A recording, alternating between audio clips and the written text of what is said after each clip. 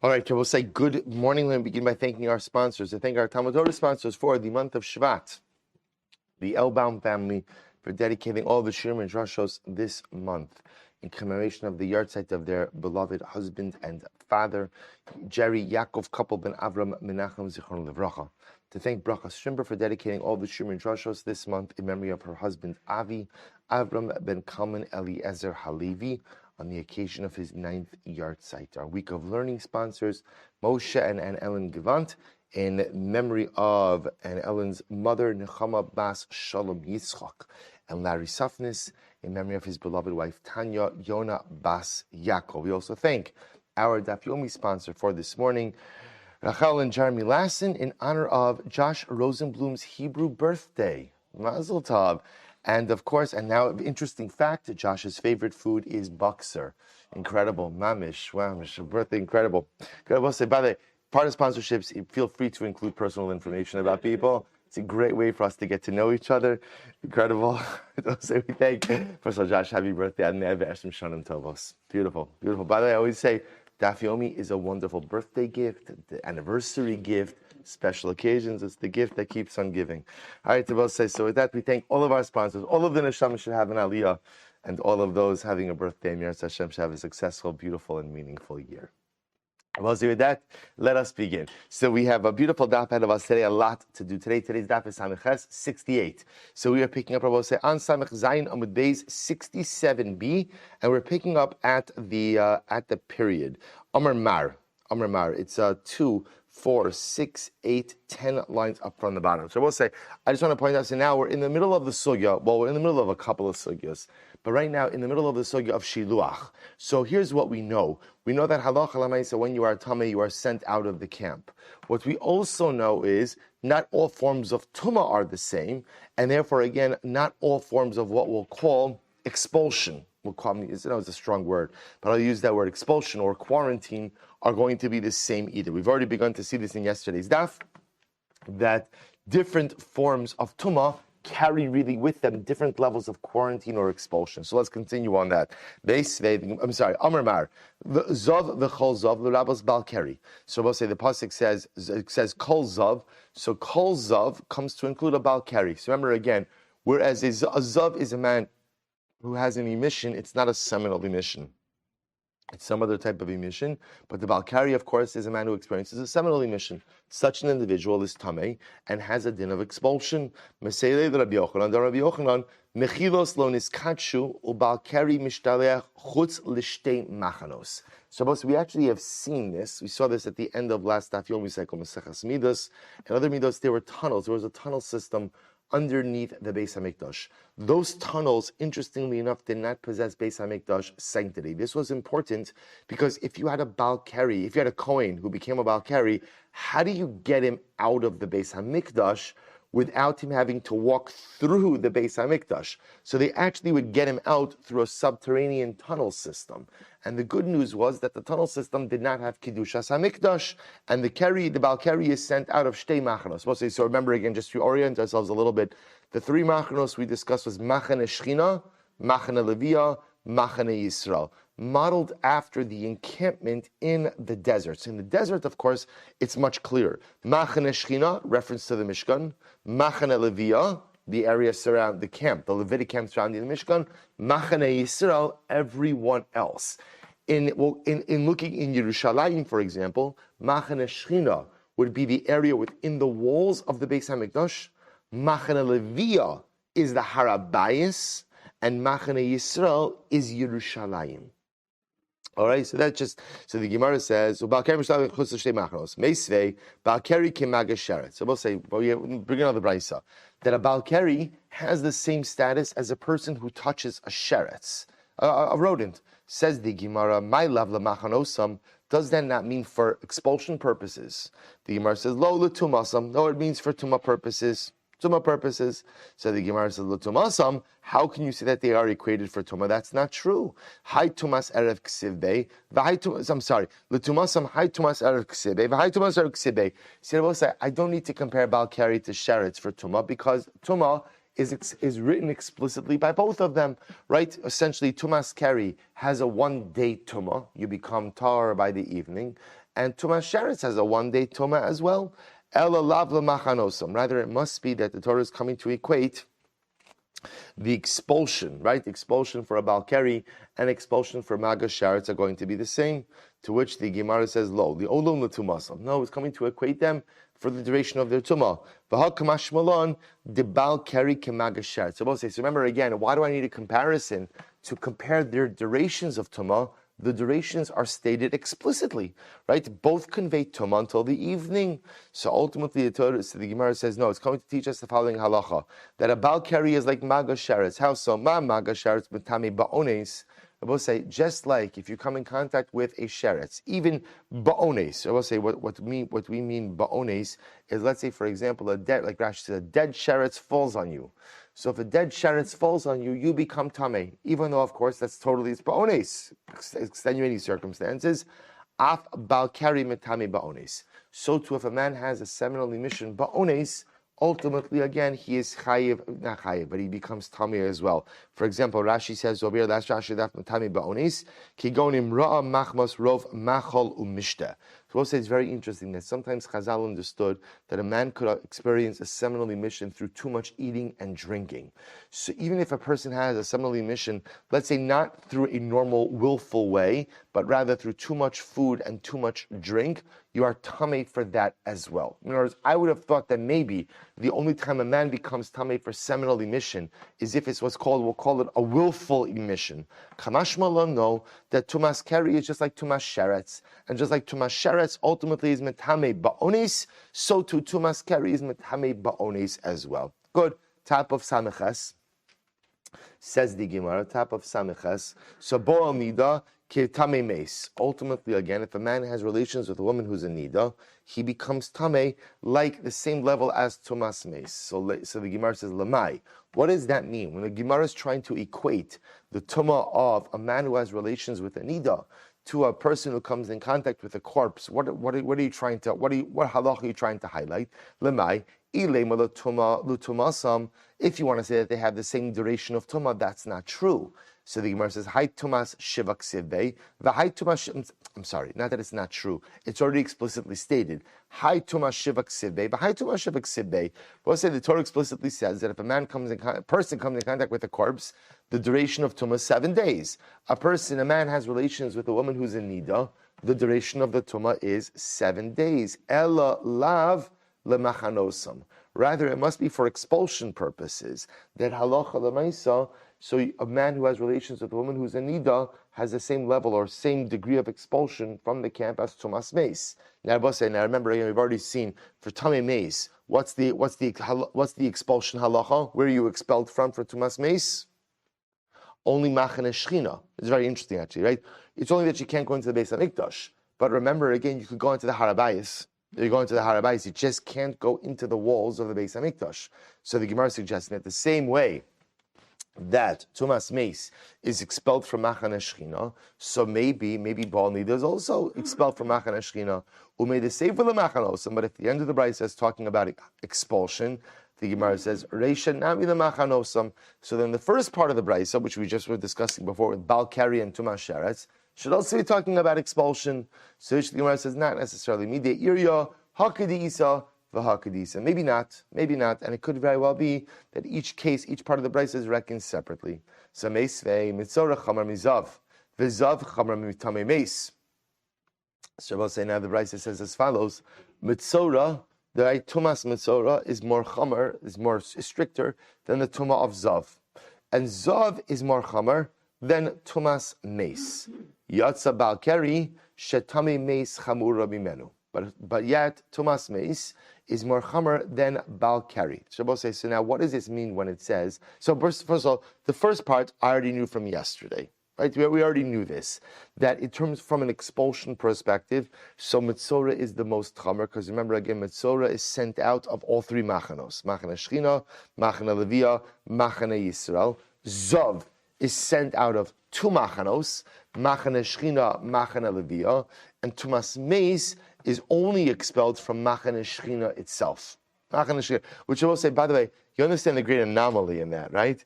Like a corpse is referred to as avi avos hatuma, right? Avi avos hatuma. It's the highest level of tuma.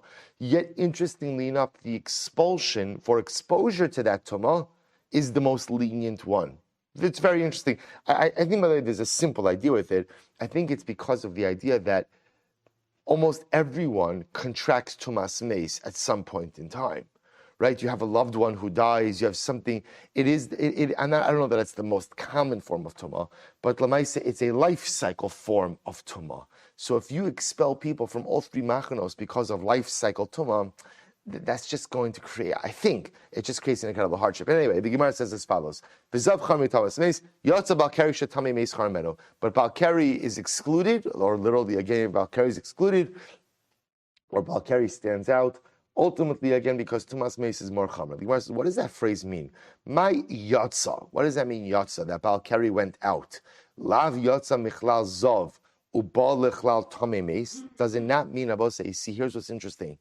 When you look at Balkari, and you look where to place the Balkari, in which category, it makes the most sense to put him with who? With who? A Zav, right? Because we'll say, remember again, what's come denominator between a Balkari and a Zav? They're both emissions. So when looking from a Tumah perspective and so from an expulsion perspective, so I would have thought that Balkari falls into the category of Zav. Yet maybe what the Bryce is saying is like this: Yotza Balkari shetame meis chamor imenu. So my matz Yotza lav Yotza michlal zov ubal lichlal tame meis. Does it not mean that we take the Balkari out of the category of zav, which is the category we would have normally put him in, and ultimately again we put him in the category of tumas meis? Daha tame meis chamor mimenu umuter b'machane levia. Because ultimately again tame meis will be more chamer than zav, and ultimately again is mutter to come into machana levia. To which the Gemara said, "Lo yatzami machana tamimes v'nichnas lemachana zav." No, so what it means is just the opposite. It means that we are going to remove Balkari from the category of tumas meis and put Balkari into the expulsion halachas for zav. The afagav, the tame meis chamer mimenu, and ultimately again, even though tame meis is more chamer than tumas balkari, which I will say on a very simple level is why. Remember, tumas meis is a 7-day duration of tumah. Tumas kari is how long? 1 day. Well, at most. I don't even mean a whole day. It's until the evening of that particular emission. And even though Tamei Meis is more chamer than it, nevertheless, the mutter machana levia. So ultimately, again, it'll be mutter machana levia. So lemai didami leimidamin alei.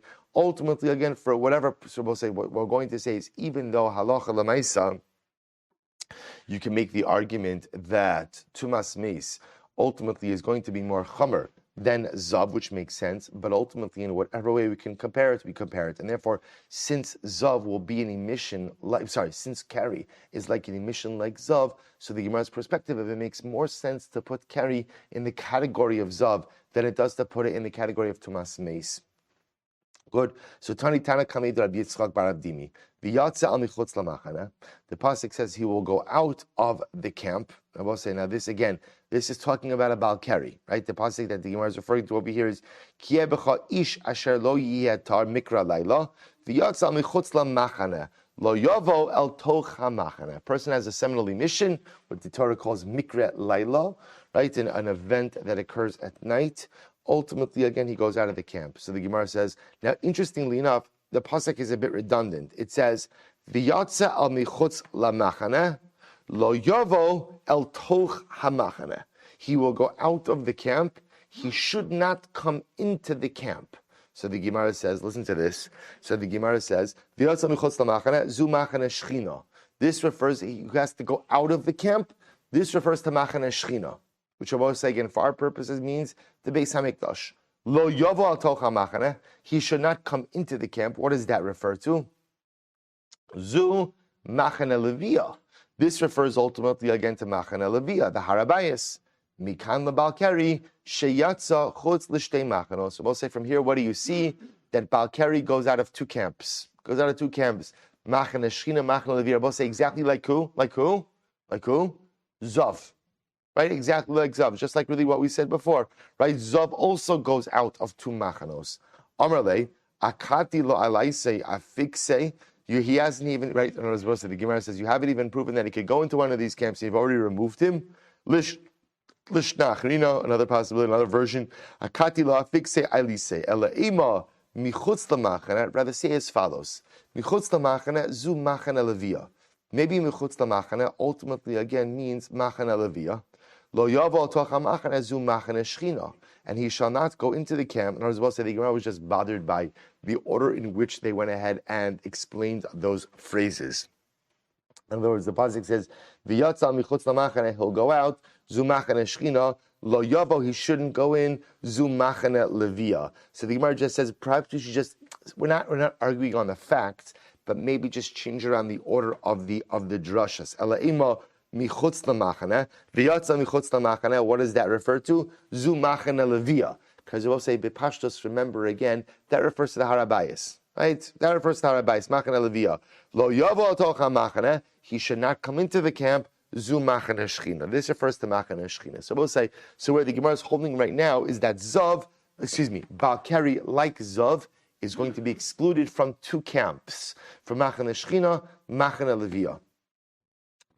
So the Gemara says, Maskif la Ravina, Ema idi v'idil machane shchina, v'la'avar alav ba'aseh v'la'osaseh. What's an interesting point? So comes along Ravina. Ravina says, well, maybe not. Maybe both phrases are referring to machane shchina and telling us that a balkari is not permitted to go into machane shchina. So why does it have to say it twice? To make you in violation of a lo saseh and an aseh if a balkari does in fact go into machane shchina. So the Gemara says, Im kain lemakra v'yatza al michutz lamachane v'lo yavo atocha machane lamali shmamina litin lo machane acheres. So we'll say again, if that's the case, the Gemara says, Pasuk could have just said, V'yatzal michutz lamachane. That's all it needed to say. He shall go out of the camp. Why do I need the second phrase as well?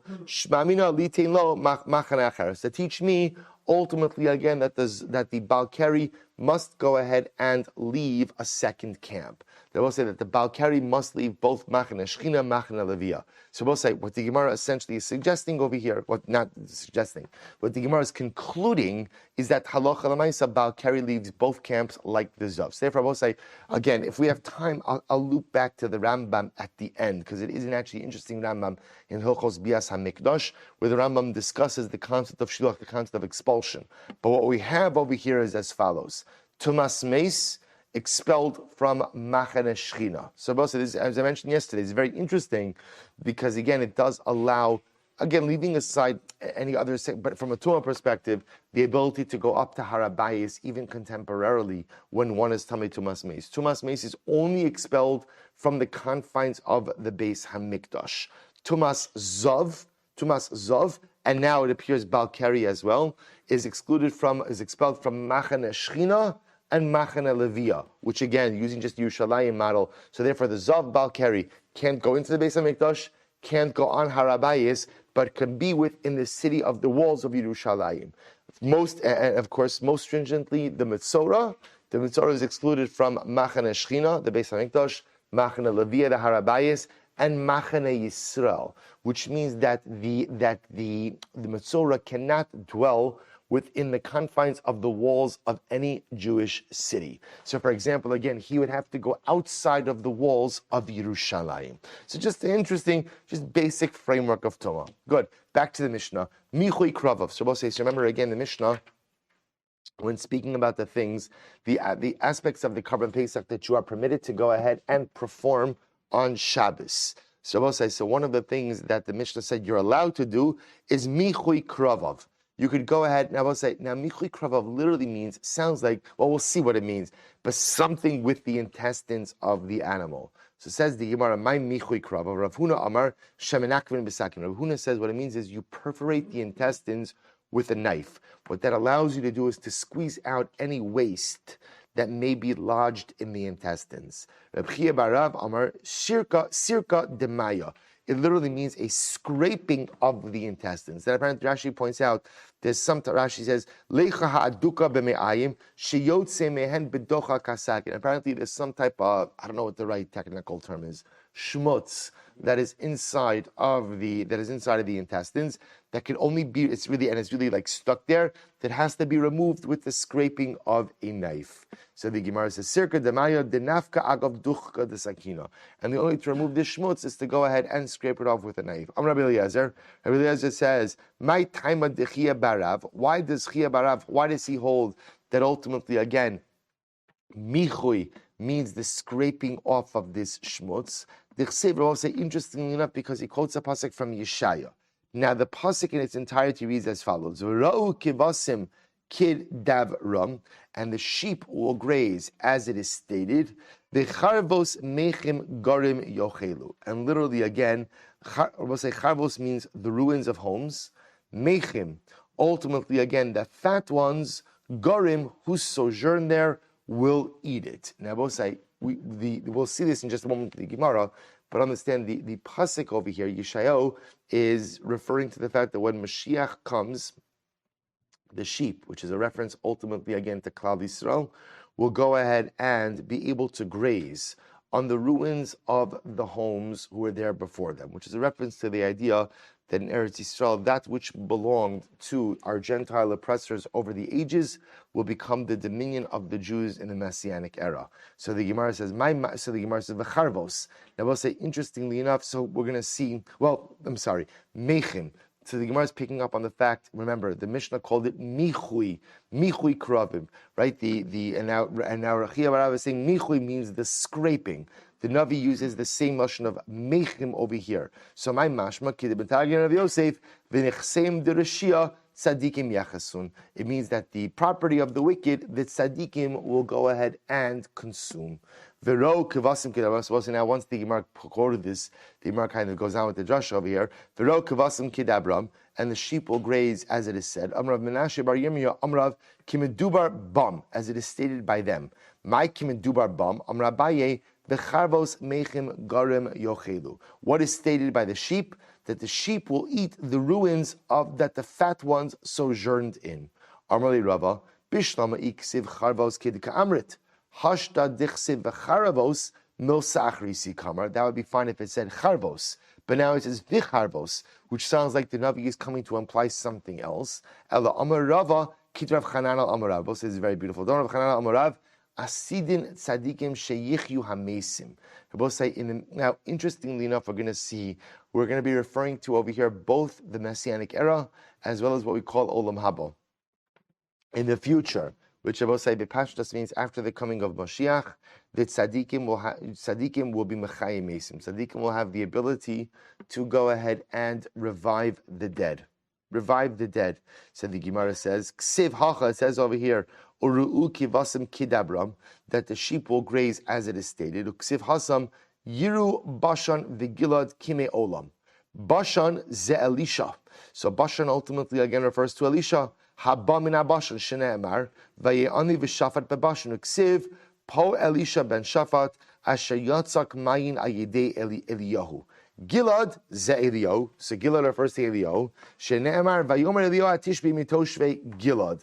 So we'll say ultimately again for the various psukim and similar words in each of these psukim, the Gemara comes to the conclusion that in the Messianic era, Asad Lavo tzadikim will have the ability to perform tchias hamesim. They will have the ability to resurrect the dead.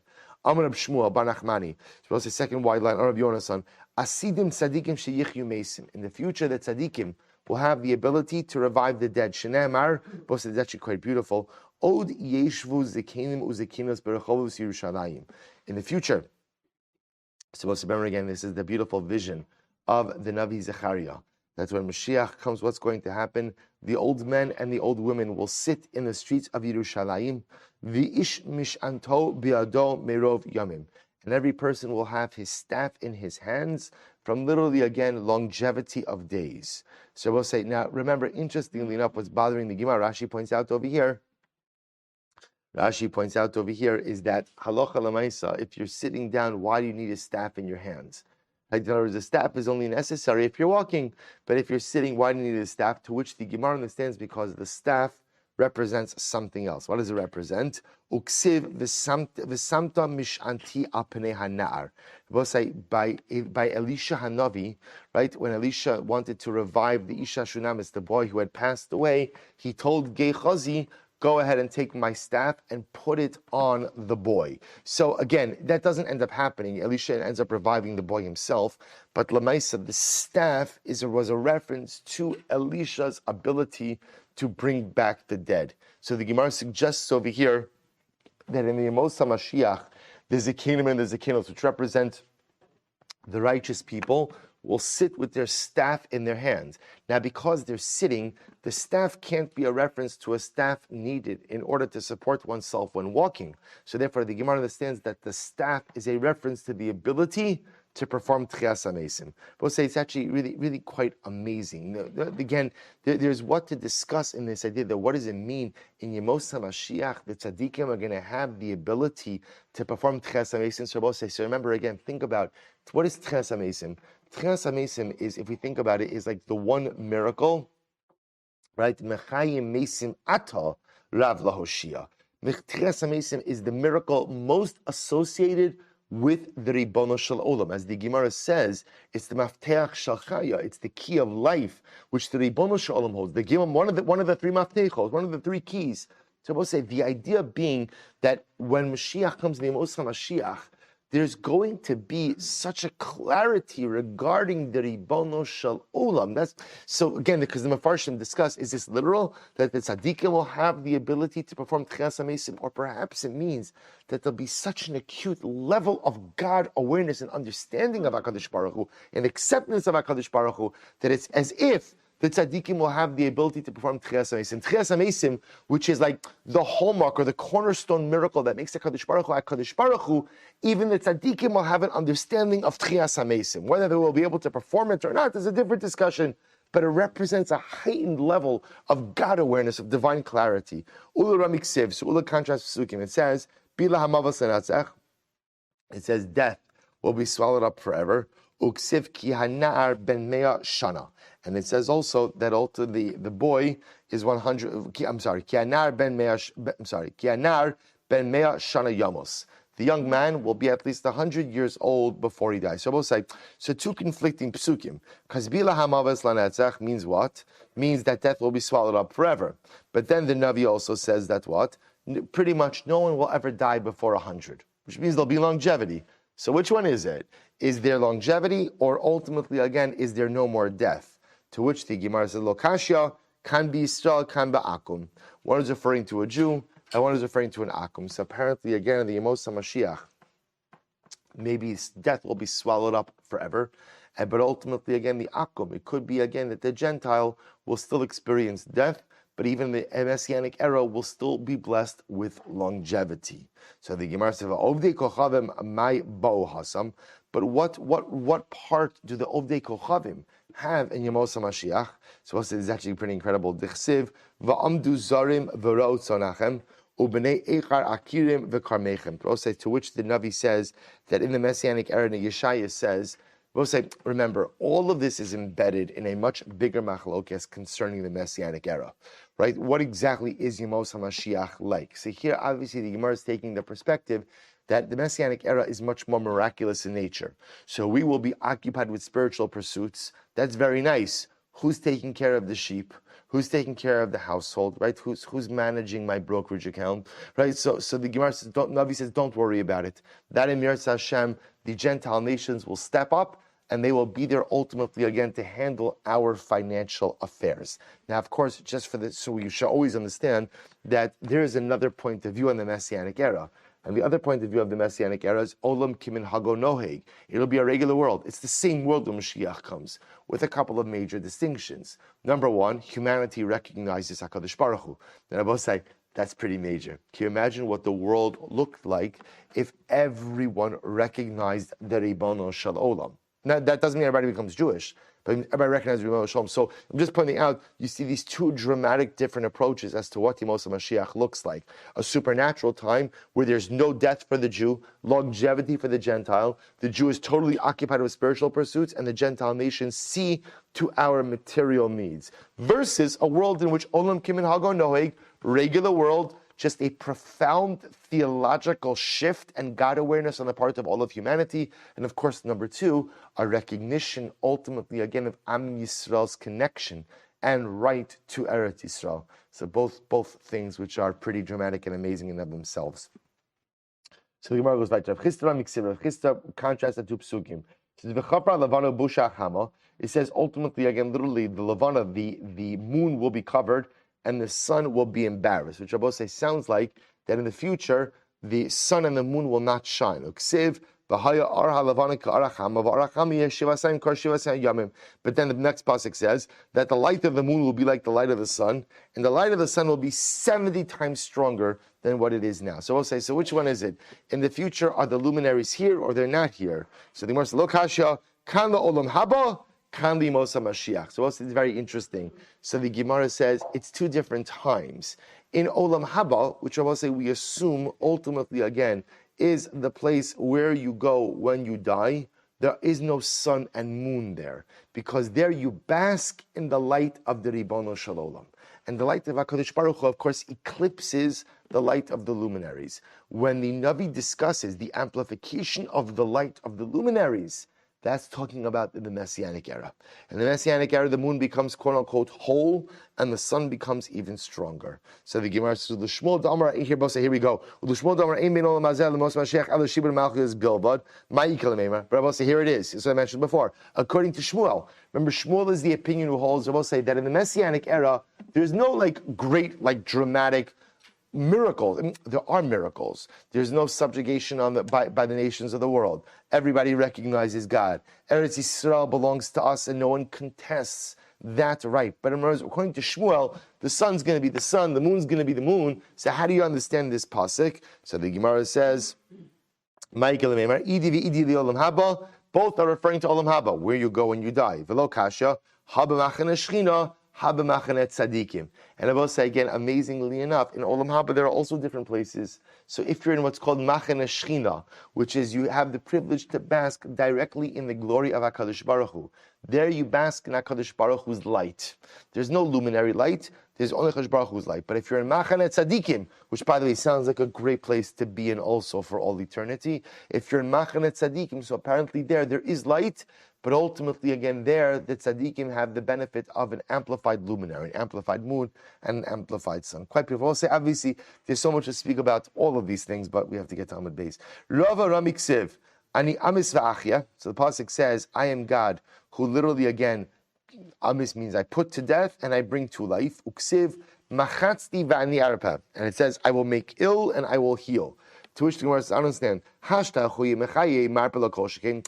Why does the pasuk, if God is the one who goes ahead and gives life, right? If he goes ahead and gives life, then why does it have to say he heals? Obviously, I will say, Kadosh Baruch Hu could give life. Of course, he could heal. Amar Kadosh Baruch Hu, rather, the Rosh says like this: Ma shani memis ani mechaye kimo shabachati ani erpa. What's coming teaching is like this: just like I heal that which I made sick, so too I will give life to that which I took life from. In other words, what the pasuk over here is referring to is what? Tchias HaMesim, the resurrection of the dead. It's not just simply meaning, if we would have just said, Kadosh Baruch Hu gives life, so he gives life, okay, the baby that's born, he gives life, seems something more. Just like I heal that which I made sick, which is the same person, so too I will give life to whom I took life from. So the Gemara says, so I will go ahead, I took life and I will give life. You might have thought that it's referring to two different people. Kadosh Baruch Hu says, some people I take life from, some people I give life to. Therefore the pasuk says, I gave sickness and therefore I will heal. Just like the sickness, the illness, and the healing is in one person, af misa b'chayim be'echad. So too, HaKadosh Baruch Hu is talking about over here that I took life and I will give life is referring to the same person. But say ultimately again, here is a refutation for those who say there is no scriptural allusion ultimately again to Tchias HaMesim, to resurrection of the dead. So therefore, it is this pasuk in Devarim that is a biblical reference to resurrection, where HaKadosh Baruch Hu says, Ani amis ve'echya, is referring to the same person. He whom I took life from will be the very person whom I give life back to. So the Gemara says, Tavar achar, betchila mashini mamis ani mechaye, v'chad v'hadar masha vani erpe. So ultimately, again, it could also be a Kadosh Baruch Hu Tchias HaMesim over here, and he says, first, I will give life to whom I took life from, and then I will heal he who is sick. Also, what that means is as follows. Rashi points out that Tchias HaMesim takes on two parts. The first thing Kadosh Baruch Hu do is he's going to bring the dead back to life. That's one. But then the second part we'll say is that it could very well be that when people died, they had certain ailments. So then the next part will be that Kadosh Baruch Hu will what? Will heal the ailments of those individuals. We'll say quite amazing.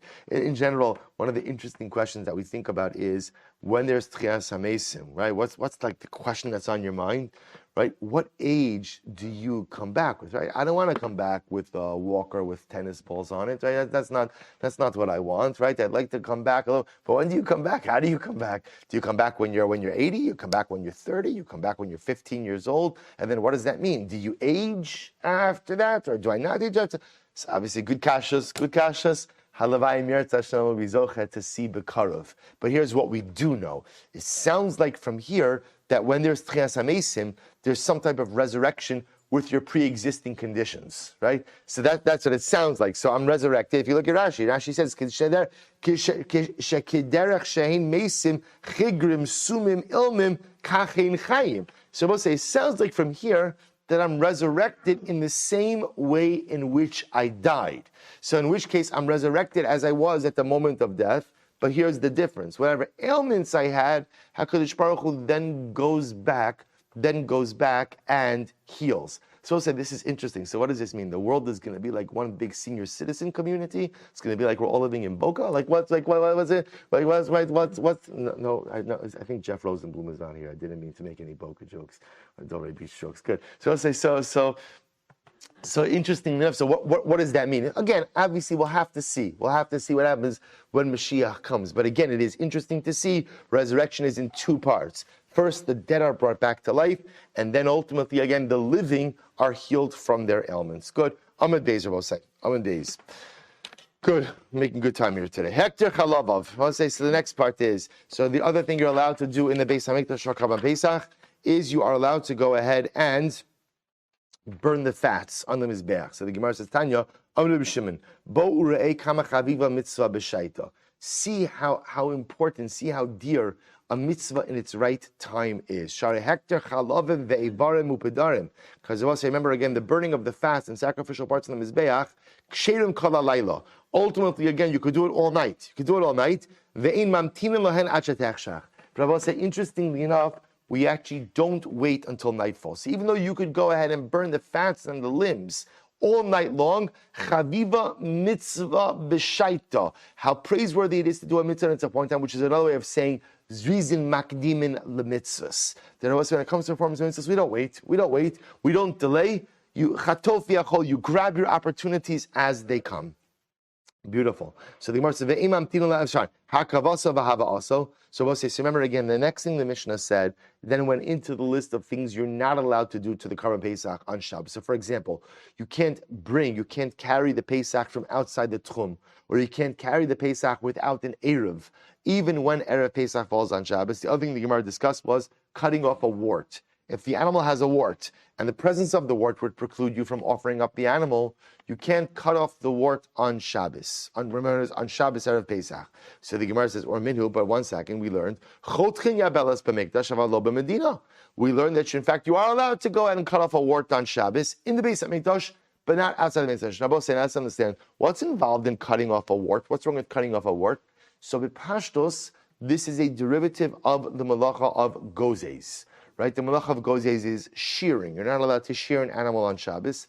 So b'pashtos, the wart removal ultimately again would be a derivative of that. Yet the Bryce over here says you can remove a wart on Shabbos inside of the Beis Hamikdash from the animal, but not outside of the Beis Hamikdash. Ve'im bekli, but if you remove the wart with a utensil, kan v'kan aser, then it's aser in the Mikdash and outside of the Mikdash. So we'll say, but yet our Mishnah said you can't remove the wart. So what's going on?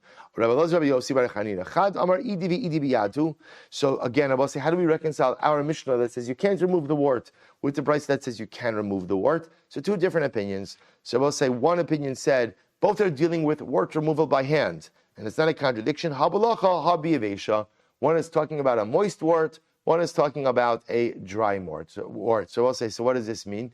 That remember, the dry wart, as we're going to see, pretty much crumbles when you remove it. That's when it's not a problem to remove that on Shabbos. So the Brisa that says that you could remove a wart was talking about a dried out wart that can be very easily removed by hand.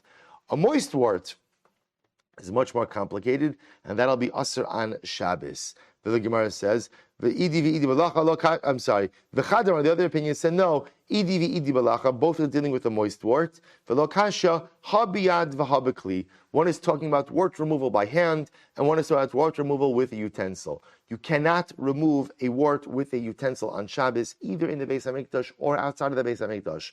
But when the Brisa said that you can remove a wart inside the Beis Hamikdash, that's if you're able to pull it off somehow with your hand. As long as you don't have to use a kli, it's going to work. And remember again, removing a wart with your hand outside of the Beis Hamikdash will be an Isser D'Rabbanan. But remember, inside the Beis Hamikdash, we have a concept of Ein Shavus B'Mikdash.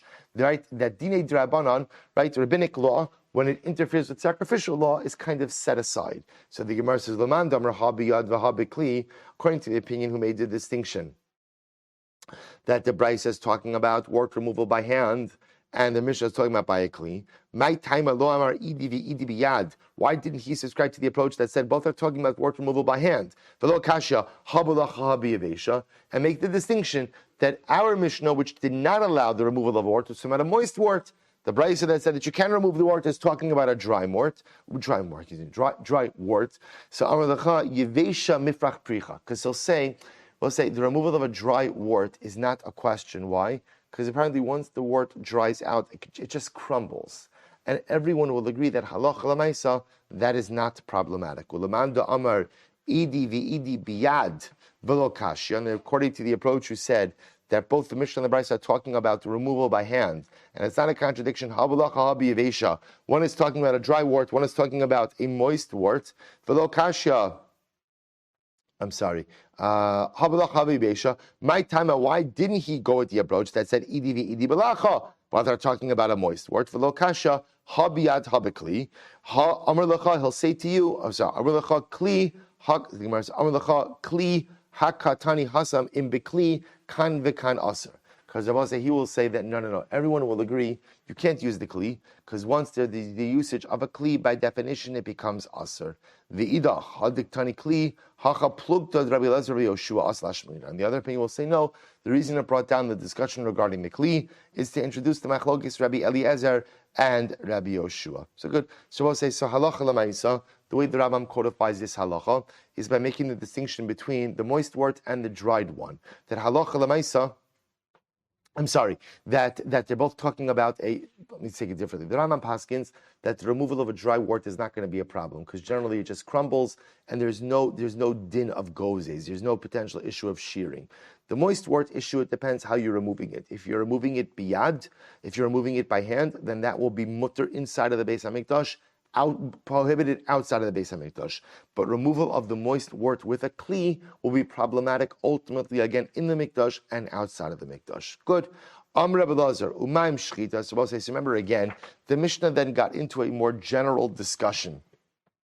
Rabbi Eliezer said that halacha l'maisa, Rabbi Eliezer wanted to make a kavachomer, and he felt that the removal of the wort from the Korban Pesach should be mutter on Shabbos based on a kavachomer. What was the kavachomer? If you're allowed to do shchita, on Shabbos for the Korban Pesach, which is an Isser D'Oraisa, then certainly what? You could remove the wort, which is at most what? An Isser D'Rabbanan. That was Rabbi Eliezer's logic. So the Gemara says as follows: Rabbi Eliezer, so Rabbi Yoshua, and remember, Rabbi Yoshua came along, and Rabbi Yoshua disagreed with this. Rabbi Yoshua said, Yom Tov Yocheach. We're going to get into a fascinating sugi now in the last 2 minutes we have. Rabbi Yoshua said, that's not a good argument. I'll tell you why. Look at Yom Tov. Yom Tov, right? Yom Tov, you are allowed to do malacha, right? You're allowed to do malacha for the sake of ochel nefesh, and yet rabbinic law still remains. Also, remember again, let me go back 1 second. Rabbi Eliezer, the Mishnah said that you can't remove the wart from the Karban Pesach on Shabbos. Although there's a lot of stuff you could do vis-a-vis the Pesach, you can't remove the wart. Rabbi Eliezer says that makes no sense. If you're allowed to go ahead and do shchita, which is an Isser D'Oraisa, you could certainly remove the wart, which is at most an Isser D'Rabbanan. To which Rabbi Yoshua said, I'll tell you why your logic is flawed. Look at Yom Tiv. Yom Tiv, you're allowed to do things which are normally an Isser D'Oraisa. What can you do on Yom Tiv? You could cook, you could do Ochel Nefesh. Yet, rabbinic prohibitions still remain intact. So you see from here that just because certain biblical prohibitions are lifted does not automatically mean that rabbinic prohibitions are lifted as well. That's Rabbi Yeshua's logic. Rabbi Yeshua Latami, Rabbi Yeshua goes according to his reasoning. He goes to Rabbi Yeshua, say, the Amar, both say this is great. Simchas Yom Tiv Nami Mitzvahi. Rabbi Yeshua says that the obligation to rejoice on Yom Tiv is a biblical obligation. This Sanya, both say, here we go, this is great. Rabbi Eliezer Omer, both say this is an incredible Gemara, which we'll start today, and I think what we'll probably just do is maybe we'll start a little bit earlier tomorrow. Rabbi Eliezer says like this. Rabbi Eliezer says, on Yom Tiv, you have to make a choice. Do you want your Yom Tiv experience to be holy, or do you want it to be mundane? Either, either you're going to eat and drink, or you're going to sit and learn. I will say, so we'll have to explain exactly what this means. That Rabbi Eliezer is saying is Yom Tiv is an all or nothing experience. Either it's not mundane, because even the eating and drinking is holy, but either you make it a more physical experience or you make it a spiritual experience. Rabbi Yeshua Omer, Chalkeu. Rabbi Yeshua says, no, you split the day in half. Chalkeu, Chatzev la'achil l'shtiyah, Chatzev l'beis hamedrash. Yom Tiv must be split in half. Half of it, ultimately, again, is for spiritual pursuits. Half of it, ultimately, again, is for material pursuits, or not material pursuits, physical enjoyment. From Rabbi Yochanan, Rabbi Yochanan said they both darshan the same pasuk. Kasav echad omer atzeres la'Hashem Elokecha. One pasuk, as I both say now, atzeres, we're going to see, means as follows. It says, Sheishes yamim tocha matzos, ubiyom hashi atzeres la'Hashem Elokecha. So some of you are Pesach, but we're going to see it refers to Yom Tov V'Jan. We'll say, we'll stop over here for today. We'll pick up Amir Hashem with this. So we're going to start the daf tomorrow morning at 5:45. Well, we'll resume Tzidkas Amir Hashem next week. We'll say tomorrow morning, incredible sugya about Simchas Yom Tov and just in general about an incredible Hashkafas HaChaim. So continue over here tomorrow. Shkach, we'll say.